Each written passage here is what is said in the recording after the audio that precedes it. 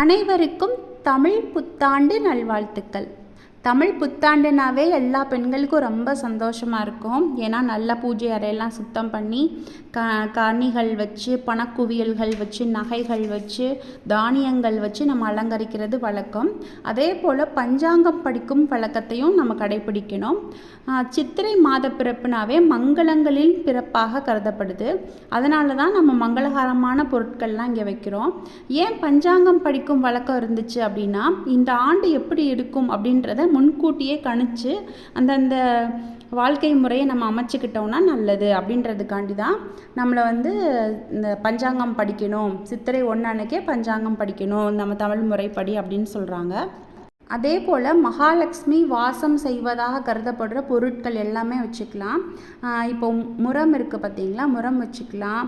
அதுபோல் படி வைப்பாங்க. என்கிட்ட மரக்காய் இருக்குது, அதனால் நான் மரக்காயில் அரிசி போட்டு வச்சுருக்கேன். எதுவுமே நம்ம நிறைய நிறைஞ்சு வைக்கணும்.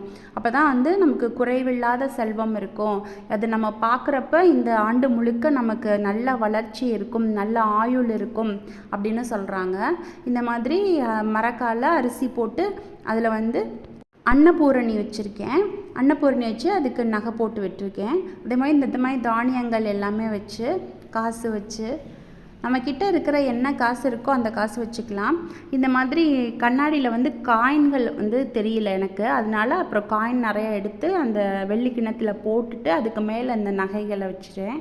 இப்போ நல்லா இங்கே என்ன வச்சுருக்கோமோ அது அப்படியே அங்கே கண்ணாடியில் தெரியுது பாருங்கள். அந்த மாதிரி தெரிகிற மாதிரி வச்சுக்கணும். இந்த வருடம் எங்களுக்கு ரொம்ப நல்லா இருக்கணும். நாங்கள் நல்ல ஆயுளோட, ஆரோக்கியத்தோட, சகல சௌபாக்கியத்தோடு நாங்கள் எல்லாரும் நல்லா இருக்கணும். இந்த உலகம் நல்லா இருக்கணும், நிறைய மழை பெய்யணும், எல்லா மக்களும் சந்தோஷமாக இருக்கணும்னு சொல்லி வேண்டிட்டு மகாலட்சுமி ஸ்லோகம் சொல்லிக்கலாம். ஓம் மகாலட்சுமி நமோ நம, ஓம் விஷ்ணு பிரியாயை நமோ நம, ஓம் தனப்பிரதாயை நமோ நம, ஓம் விஸ்வஜனன்யை நமோ நம. இதை நம்மளால் எவ்வளவு சொல்ல முடியுதோ அவ்வளவு சொன்னோன்னா நல்லது. மகாலட்சுமி வாசம் செய்வால், மகாலட்சுமி அருள் கிடைக்கும். அதே போல் நம்ம குலதெய்வ வழிபாடும் பண்ணிக்கலாம். முருகன், இஷ்ட தெய்வங்கள் எல்லாமே நம்மளால் எவ்வளோ மந்திரங்கள் சொல்ல முடியுதோ அன்றைய நாளில் நம்ம சொன்னோன்னா நம்ம வீட்டுக்கு ஒரு நல்ல வைப்ஸ் கிடைக்கும். அதே போல் அன்றைக்கி கோவிலுக்கு ஏதாச்சும் நம்ம சென்று வரலாம். எப்பயுமே நல்ல நாளுனாவே நமக்கு ஏதாவது டெய்லி தானம் கொடுக்குற அளவுக்கு நமக்கு வசதி இல்லாட்டினாலும் முக்கியமான நல்ல நாட்கள் வர்றப்ப நமக்கு ஞாபகத்தில் வச்சு யாருக்காவது இல்லாதவங்களுக்கு ஒரு தர்மம் பண்ணுறது, ஏதாவது தானம் கொடுக்கறது, ஒரு உணவு வாங்கி கொடுக்கறது, சாப்பாடு ஏதாச்சும் ஒன்று பண்ணுறது நமக்கு நல்லது. நம்மளுடைய வம்சத்துக்கே அது நல்லதுன்னு சொல்லுவாங்க.